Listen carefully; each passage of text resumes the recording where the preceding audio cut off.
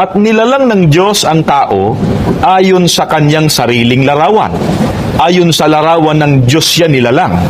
Nilalang niya sila na lalaki at babae.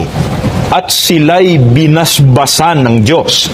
At sa kanila'y sinabi ng Diyos, kayo'y magpalaanakin at magpakarami, at kalatan ninyo ang lupa at inyong supilin.